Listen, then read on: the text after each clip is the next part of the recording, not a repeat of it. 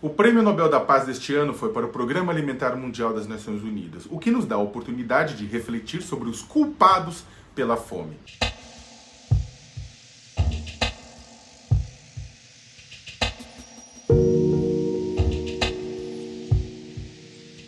O Comitê Norueguês do Prêmio justificou a escolha nesta sexta-feira, dizendo que ela se deve aos esforços do programa para combater a fome, melhorar as condições para a paz em áreas afetadas por conflitos e agir como uma força motriz a fim de prevenir o uso da fome como arma de guerra. O prêmio foi também um recado claro aos Estados Unidos, que vem ameaçando cortar recursos de agências das Nações Unidas que não se alinham à sua visão geopolítica, e também a outros governos que veem o demônio encarnado no multilateralismo, ou seja, em problemas serem resolvidos pela comunidade das nações ao invés do cada um por si e o seu Deus por todos. O programa, ao contrário da maioria do sistema das Nações Unidas, que tem contribuições regulares e obrigatórias dos países membros, funciona com doações voluntárias, o que torna tudo mais difícil, ainda mais em um momento em que a pandemia gerou crise econômica global, aumentou a fome e dificultou o acesso a alimentos pelos próprios países. Antes da crise, em 2019, o programa atendeu 100 milhões de pessoas em 88 países diferentes. O prêmio retoma a discussão sobre as causas da fome, como eu falei, que é um sintoma, não é uma doença em si. Fome é consequência de conflitos armados, muitas vezes causados pelas grandes nações, que expulsam comunidades de suas terras, e consequência da pornográfica desigualdade social que impede comunidades de terem acesso a terras para produzirem para si mesmas, ou mesmo de serem beneficiadas com programas de transferência de renda. No Brasil, chegamos a sair do mapa da fome das Nações Unidas por conta de programas de renda mínima como Bolsa Família, mas acabamos por voltar a ele, ao mapa da fome, devido à falta de ações para proteger os mais vulneráveis durante a última crise econômica. A situação só não é pior hoje, graças ao Congresso Nacional, ou seja, durante a pandemia, graças ao Congresso Nacional, que não deixou o governo Bolsonaro aprovar um auxílio emergencial de valor titica, como proposto originalmente pela equipe econômica. Historicamente, a ação do Programa Alimentar Mundial era bancada com doações do excedente de produção dos países, ou seja, que os países produziram a mais.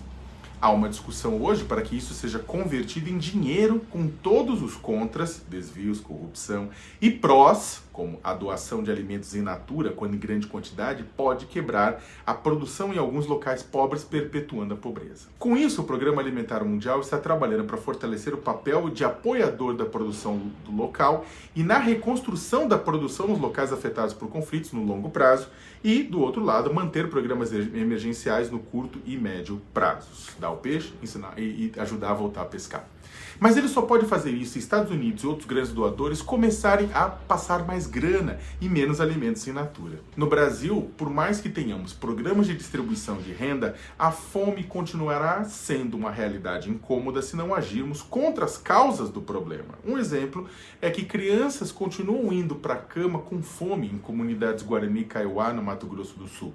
A informação foi confirmada essa coluna por representantes do Conselho Atiguaçu, que é a grande assembleia Guarani e Kaiowá, a principal organização desse povo. O presidente Jair Bolsonaro, vale lembrar, em 19 de julho do ano passado, falou que, aspas, falar que se passa fome no Brasil é uma grande mentira, fecha aspas, em um café da manhã com correspondentes internacionais.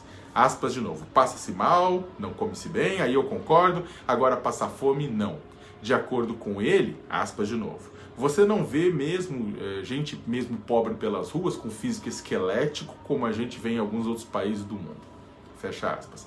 Mais tarde, o presidente da República se corrigiu e disse: é um país aqui que a gente não sabe porque uma pequena parte passa fome e outros mal ainda, e que isso é inaceitável, um país rico como nós, com terras agricultáveis, água em abundância. Fecha aspas. O que não relacionou, contudo, é que é exatamente a desigualdade no acesso à terra e à água que contribui para a persistência da fome no Brasil.